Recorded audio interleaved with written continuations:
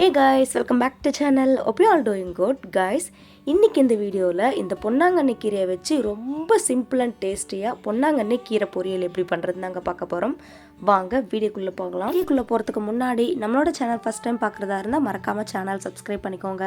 இந்த பொன்னாங்கண்ணி கீரை பொரியல் பண்றதுக்கு முதல்ல உங்களுக்கு தேவையான அளவு பொன்னாங்கண்ணி கீரை எடுத்துக்கோங்க. பிறகு அந்த பொன்னாங்கண்ணி கீரையோட அடிபாகத்துல இருக்கிற அந்த கடைசி பகுதியை மட்டும் கொஞ்சம் கட் பண்ணி நீக்கிடுங்க.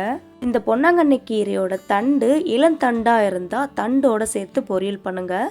இன்கேஸ் தண்டு ரொம்ப முத்தலா இருந்தா முத்தலா இருக்கிற தண்டை மட்டும் நீக்கிடுங்க, இளந்தண்டை மட்டும் எடுத்துக்கோங்க. இப்போ பொன்னாங்கண்ணி கீரையை நல்லா க்ளீன் பண்ணிட்டு 2-3 டைம்ஸ் தண்ணி ஊற்றி நல்லா வாஷ் பண்ணி எடுத்துக்கோங்க. அதுதான் வாஷ் பண்ணி வச்சிருக்க பொன்னாங்கண்ணி கீரையை இந்த மாதிரி நல்லா பொடி பொடியாக கட் பண்ணி எடுத்துக்கோங்க.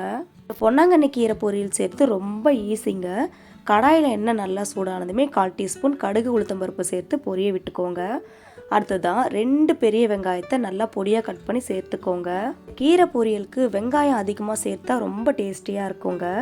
பிறகு இது கூட 2 பச்சை மிளகாயை கீரி சேர்த்துக்கோங்க.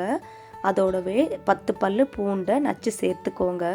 பிறகு ஒரே ஒரு கொத்து கருவேப்பிலையை பிச்சு சேர்த்துக்கோங்க.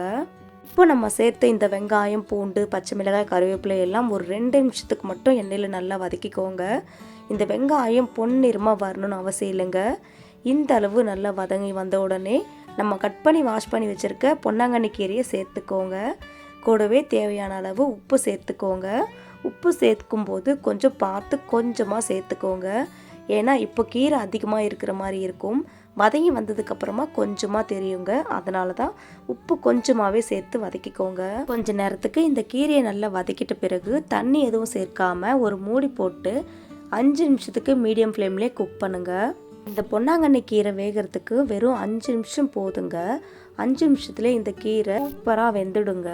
கீரை நல்லா வெந்துட்டு அதில் இருக்கிற தண்ணி எல்லாமே வற்றி வந்ததுக்கு அப்புறமா இந்த கீரையோட சென்டரில் கொஞ்சமாக ஸ்பேஸ் பண்ணிட்டு அதில் 2 முட்டையை உடச்சி ஊற்றிக்கோங்க.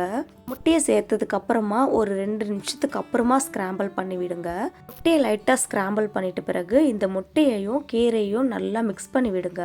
இந்த முட்டையோட பச்சை மணம் மாறி இந்த முட்டை கீரையோட நல்லா சேர்ந்து இந்த மாதிரி நல்லா சுருண்டு வர வரைக்கும் மிக்ஸ் பண்ணி விட்டுக்கோங்க.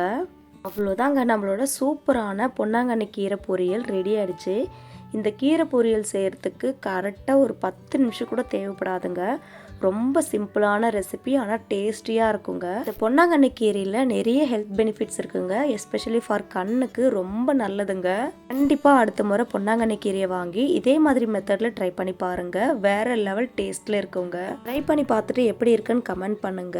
இந்த வீடியோ உங்களுக்கு பிடிச்சிருந்தா லைக், ஷேர், கமெண்ட் மறக்காமல் சப்ஸ்கிரைப் பண்ணுங்க. தேங்க்யூ ஃபார் வாட்சிங்.